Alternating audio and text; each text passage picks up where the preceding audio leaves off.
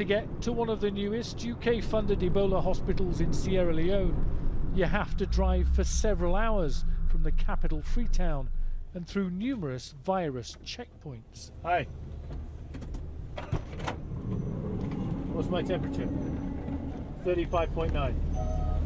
My temperature's 35.9 according to that.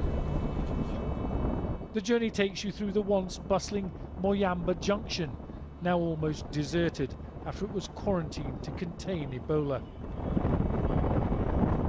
Here you veer off the tarmac and deep into the bush.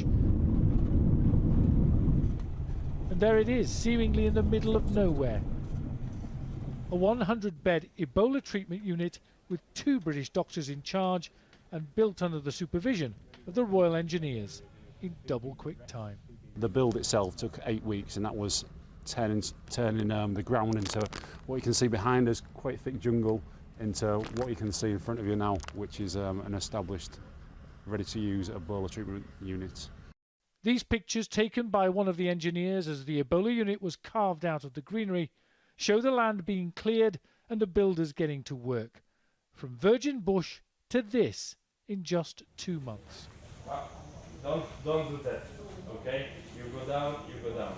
Once it's fully operational, there'll be around 200 staff, and all of them will have to know exactly what to do to keep themselves safe. No.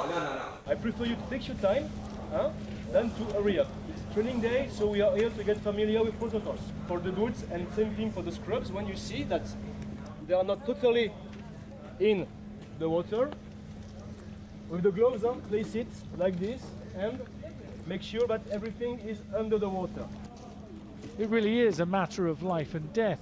The Ebola virus can be given no hiding place.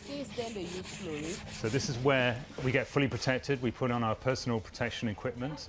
So it's gowns and aprons and goggles and double masks and hoods. The man leading the team is Dr. John Wright from Bradford Royal Infirmary, a disease expert with many years' experience. But even he had never encountered Ebola until this month. In the last few days, you came face to face with your first proven Ebola patient. How did you feel? What was going through your mind? It's a little bit like riding a bike, I think. You know, you first go in, it's a little bit nervous and you feel a bit shaky, but after about 10-15 minutes, it feels completely normal. And actually, because it's so routine, I was surprised as to how familiar it was to me.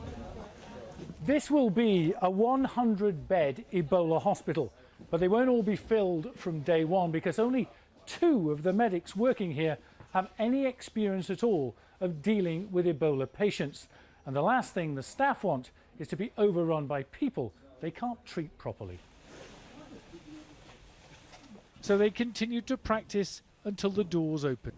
Getting it right could save lives. Getting it wrong could cost them their own. David Bowden, Sky News, Moyamba, Sierra Leone.